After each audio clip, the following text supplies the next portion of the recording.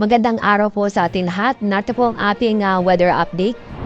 Dahil po yan sa habagat o southwest monsoon, inaasahan po natin ngayong araw na magiging maulap ang palangitan na may kasamang kalat-kalat na pagbulan at thunderstorm sa Palawan, itong Western Visayas, buong Mindanao at kasama rin po ang Occidental Mindoro. Kaya paalala po sa mga kababayan po natin sa mga nabanggit na lugar, mag-ingat po tayo dahil may inaasahan po tayong mga paminsan-minsan malalakas na pagbulan na posibleng magdulot ng pagbaha o pagguho ng lupa.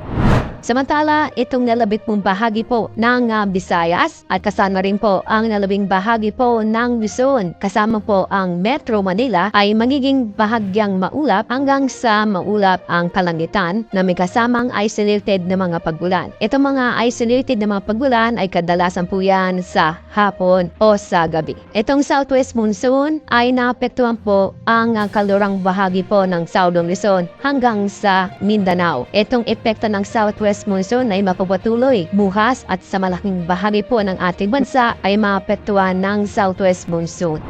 Kaya sa bukas, may inaasahan po tayo mga kalat-kalat na pagbulan o paminsan-minsan may malalakas na pagbulan gano'n na po sa may kalurang bahagi po ng Southern Luzon hanggang sa Mindanao. Kaya sa mga kababayan po natin, mag-ingat pa rin tayo dahil sa may mga posibleng magdulot ng pagbaha o pagbuho na lupa, dulot na paminsan-minsan o may inaasahan tayo malalakas na pagbulan. Inyo papasin may mga cloud cluster sa labas po ng ating PER. Binabantay ho namin yan na posible po may mabuong low pressure area.